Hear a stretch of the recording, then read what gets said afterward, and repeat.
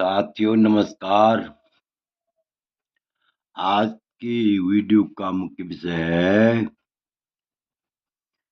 कि मूल नक्षत्र और आश्लेषा नक्षत्र के बारे में हम शुभ और अशुभ फल का विचार करेंगे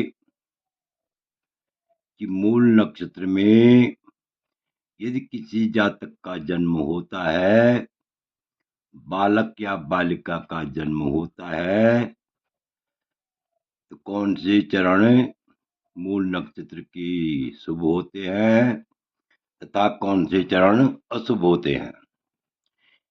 इसी संदर्भ में हम आश्लेषा नक्षत्र का भी विचार करेंगे कि आश्लेषा नक्षत्र में जन्मे हुए बालक या बालिका का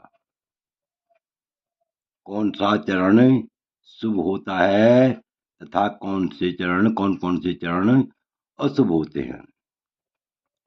तो इसी विषय पर हम विस्तार पूर्वक चर्चा करेंगे। ध्यान से देखिए कि मूल नक्षत्र में जन्मे हुए बालक या बालिका का मूल नक्षत्र में जन्मे हुए बालक या बालिका का कौन सा चरण शुभ होता है तथा अन्य कौन से चरण अशुभ होते हैं। इसी प्रकार आश्लेषा नक्षत्र में जन्मे हुए बालक या बालिका का आश्लेषा नक्षत्र का कौन सा चरण शुभ होता है तथा कौन से चरण अशुभ होते हैं। इसी विषय पर हम विस्तार पूर्वक चर्चा करेंगे। देखिए, इससे पहले मेरा आप लोगों से अनुरोध है, यदि आपने अभी तक मेरा चैनल सब्सक्राइब नहीं किया तो अवश्य सब्सक्राइब करने का कष्ट कीजिए, वीडियो को लाइक कीजिए, शेयर कीजिए। तो देखिए, यहाँ पर लिखा हुआ है, ये मूर्ति चिंतामणि में उद्धृत है। मूर्ति चिंतामणि ग्रंथ से, ज्योतिष के मूर्ति चिंतामणि ग्रंथ से ये उद्धृत है। तो लिखा हुआ है कि आदि पिता नासमुपैति मूल पादे, द्वितीये जननी, तृतीये धनम, चतुर्थोस्य सुबोध, शांत्या सर्वत्र सत्याद विलोमम। अब इसका अन्वय देखिए, आदि मूल पादे पिता नासम उपैति, द्वितीये जननी नासम, तृतीये धन नासम उपैति, अंत्य चतुर्थ शुभ स्यात्, शांत्या सर्वत्र सत् स्यात्, ऋवे विलोम ज्ञेयम्। अर्थात आदि पिता नासम उपैति, जिस जातक का बालक हो या बालिका हो, जिस जातक का मूल नक्षत्र में जन्म होता है, तो प्रत्येक नक्षत्र के 4 चरण होते हैं। तो पहले चरण में अर्थात प्रथम चरण में यदि बालक या बालिका का जन्म हो तो पिता के लिए कष्टदायी होता है। पिता के लिए क्या होता है? कष्टदायी होता है।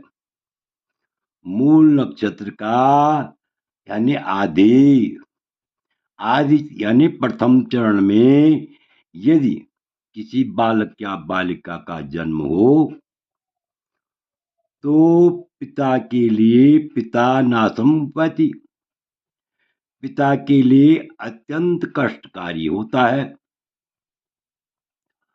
और द्वितीय जननी, यदि दूसरे चरण में जन्म हो, किसी बालक या बालिका का दूसरे चरण में जन्म हो, मूल नक्षत्र के दूसरे चरण में जन्म हो, तो माता जननी जननी कष्टकारी भवती।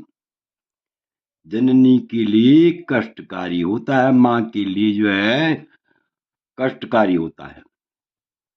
और तृतीय तीसरा, यदि मूल नक्षत्र के तीसरे चरण में जन्म हो, किसी बालक का या बालिका का जन्म यदि मूल नक्षत्र के तीसरे चरण में हो तो धन का नाश होता है। धनम नाशम उपैति, धन का नाश होता है। और यदि चौथे चरण में जन्म हो, चौथे चरण में जन्म हो, चतुर्थो ऐसे शुभ होता है। चौथे चरण में जन्म हो तो यह जो है अत्यंत शुभ देने वाला, शुभ फल देने वाला होता है। ऐसे जातक बहुधा जो है लेखक होते हैं, उच्च अधिकारी होते हैं, ऐसा बहुधा देखा गया है। तो और अत्यंत ऐसे जातक क्या होते हैं, अत्यंत धनवान भी होते हैं। इस प्रकार से आप समझ सकते हैं कि जिस जातक का, जिस बालक या बालिका का मूल नक्षत्र के प्रथम चरण में जन्म हो तो पिता के लिए कष्टकारी होता है, शुभ नहीं होता है। और दूसरे चरण में यदि मूल नक्षत्र के दूसरे चरण में जन्म हो तो माता के लिए कष्टकारी होता है, अर्थात दूसरा चरण भी शुभ नहीं होता है। और तीसरे चरण में जन्म हो, मूल नक्षत्र के तीसरे चरण में जन्म हो तो धन का नाश होता है। तो अर्थात मूल नक्षत्र का प्रथम चरण, द्वितीय चरण और तृतीय चरण शुभ नहीं होता है, किंतु चौथे चरण में जन्म हो तो यह अत्यंत शुभ फल देने वाला होता है।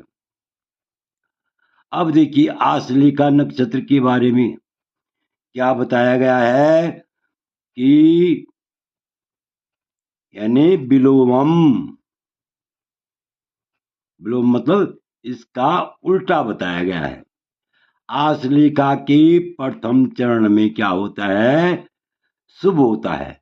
किसी बालक या बालिका का यदि आश्लेषा नक्षत्र के प्रथम चरण में जन्म हो तो यह अत्यंत शुभ फल देने वाला होता है, क्योंकि मूल का चौथा होता है तो यहाँ क्या होता है, प्रथम चरण शुभ होता है। और दूसरे चरण में जन्म हो तो धन का नाश होता है। दूसरे चरण में जन्म हो तो धन का नाश होता है। और तीसरे चरण में जन्म हो तो माता के लिए अत्यंत कष्टकारी होता है, माता के लिए शुभ नहीं होता है, कल्याणकारी नहीं होता है। और चौथे चरण में यदि किसी बालक या बालिका का जन्म हो, आश्लेषा नक्षत्र के चौथे चरण में यदि किसी बालक या बालिका का जन्म हो तो पिता के लिए अत्यंत कष्टकारी होता है, अर्थात पिता के लिए शुभ नहीं होता है।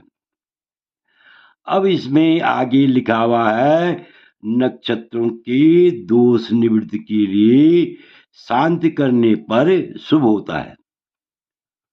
अर्थात नक्षत्रों की क्या करना चाहिए, यदि जो है यानी अशुभ चरणों में, यानी मूल के अशुभ चरणों में, अर्थात प्रथम, द्वितीय और तृतीय चरण में यदि बालक या बालिका का जन्म हो या आश्लेषा के दूसरे चरण में, तीसरे चरण में और चौथे चरण में यदि किसी बालक या बालिका का जन्म हो तो नक्षत्रों की दोष निवृत्ति के लिए यानी शांति करने पर शुभ फल देता है। इसलिए जो है यत्न पूर्वक यथाशक्ति यदि इन नक्षत्रों में जन्म हो, इन नक्षत्र के यानी उपरोक्त ऊपर कहे गए नक्षत्र यानी चरणों में जन्म हो, तो नक्षत्रों के दोष शांति के लिए यानी दोष शांत करने के लिए यानी इन नक्षत्रों का जाप करवाना चाहिए। इससे जो है शुभ फल की प्राप्ति होती है। आशा है कि आप इस वीडियो को भली बात समझ गए होंगे। आपसे अनुरोध है, यदि आपको यह वीडियो अच्छा लगे तो मेरे चैनल को अवश्य सब्सक्राइब कीजिए, वीडियो को लाइक कीजिए, शेयर कीजिए। वीडियो देखने के लिए बहुत बहुत धन्यवाद।